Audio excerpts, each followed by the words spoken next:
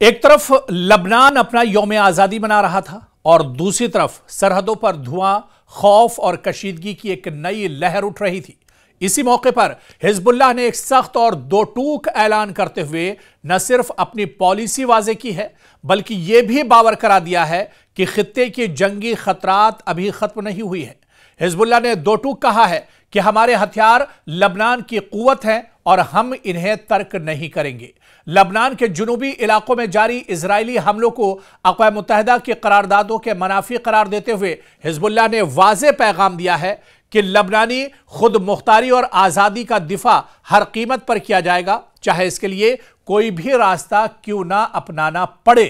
اور یہ بیان ایسے وقت میں سامنے آیا ہے جب لبنان کی حکومت، فوج، اقوام متحدہ کے امن دستے اور بین الاقوامی طاقتیں ایک پیچیدہ اور نازک صورتحال میں الجھی ہوئی ہیں، خاص طور پر اس وقت جب یونیفیل کی تعیناتی کی مدت 2027 میں ختم ہونے کے قریب ہے اور اسرائیل اب تک وہ قبضہ ختم نہیں کر سکا ہے جسے سال 2024 کی جنگ بندی کے تحت لازمی قرار دیا گیا تھا۔ اور اس وجہ سے اب ایک بار پھر سے لبنان نے دو ٹوک انداز میں امریکہ سے کہا ہے، جو بڑی طاقتیں ہیں، جو سپر پاور ہے، خاص طور سے مشرق وسطیٰ میں اسرائیل اور امریکہ کو ایک بڑا چیلنج یہاں پر لبنان نے دیا ہے۔ دراصل لبنان کے اندر یوم آزادی منایا جا رہا تھا، اس موقع پر ایک شاندار پریڈ نکالی گئی اور اس موقع پر لبنان کی قیادت نے کہا ہے کہ وہ دنیا کی سو کالڈ کہی جانے والی جو سپر پاور ہیں انہیں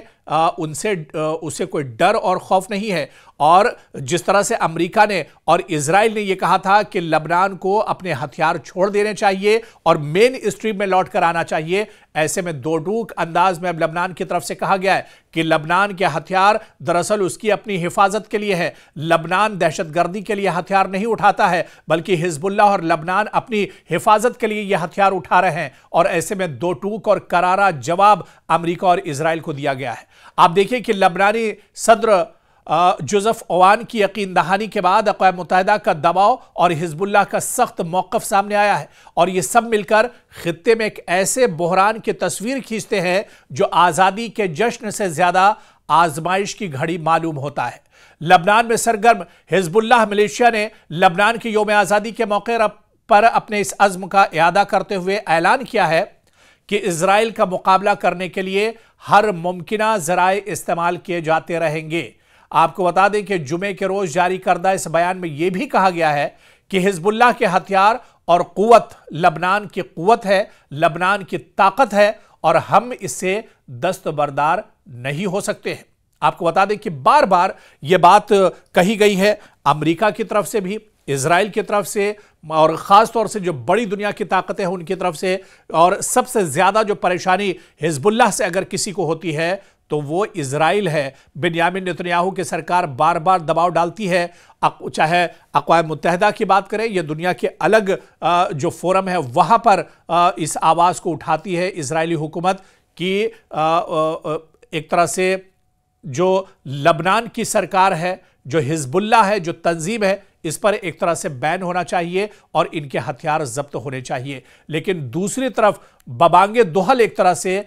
کھل کر حزب اللہ نے کہا ہے کہ ہتھیار اور قوت یہ لبنان کی قوت ہے اور ہم اس سے دستبردار نہیں ہوں گے، یعنی ہم ہتھیار چھوڑنے کو تیار نہیں ہیں۔ دوسری جانب اسرائیلی فوج کے جنوبی لبنان میں جاری حملوں کے بارے میں حزب اللہ نے کہا ہے کہ اقوام متحدہ کی قرارداد کے باوجود یہ حملے جاری ہیں جو لبنان کی آزادی کے لیے بہت بڑا خطرہ ہے، اس لیے اپنی آزادی کا تحفظ کرنا لبنانی عوام کی ذمہ داری ہے، حزب اللہ کی ذمہ داری ہے۔ حزب اللہ کے جاری کردہ بیان میں یہ بھی کہا گیا ہے کہ لبنان کے تمام لوگوں کے درمیان اتحاد بہت اہم ہے تاکہ کسی بھی قسم کے غیر ملکی دباؤ اور حکم کو رد کیا جا سکے۔ ضرورت اس بات کی ہے کہ لبنان کی سرزمین پر لبنان کے حقوق اور لبنان کا دفاع کیا جائے، اور یہ ہمارا فطری حق ہے۔ دراصل یہ بیان حزب اللہ کی طرف سے آیا ہے، لبنان کی طرف سے